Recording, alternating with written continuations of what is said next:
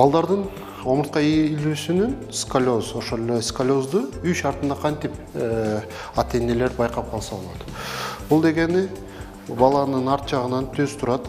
Түз турганда эки желкесинин толугу менен тегиздигини байкап көрөбүз. Эки желкеси эгерде тегиз болсо, бул омуртка түз деп эсептелинет. Ошол эле учурда эки чыканагынын тегиздигини көрөбүз. Бул учурда мына өзүнчө белги коебуз. Чыканагына белги коебуз дагы, ошону алыстан туруп көрөбүз. Чыканагы канчалык даражада түз экендигин байкап көрөбүз. Андан соң күрөгүнүн ылдыйкы бурчунан белги коебуз.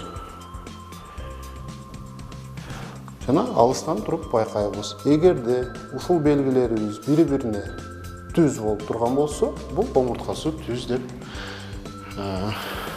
эсептелинет.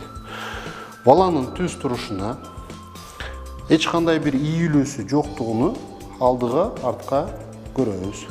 Эң негизгиси бул жамбаш сөбөктөрүнүн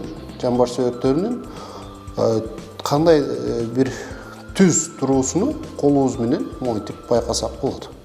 Эгерде омурткасы жана ошол эле кабыргалары эч кандай бир өйдө ылдыйы жок болгон болсо, бул да омурткасынын түздүгүнөн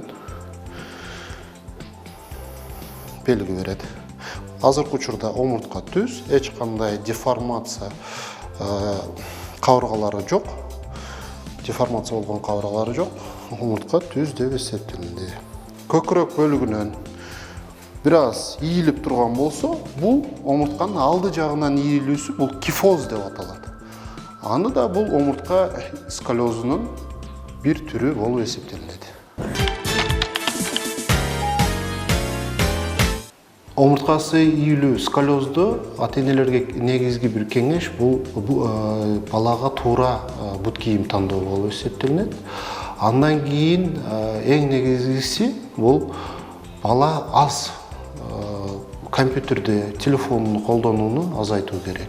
Таза абада кандайдыр бир спорт менен машыгуусу эң негизги ролду ойнойт бул жерде.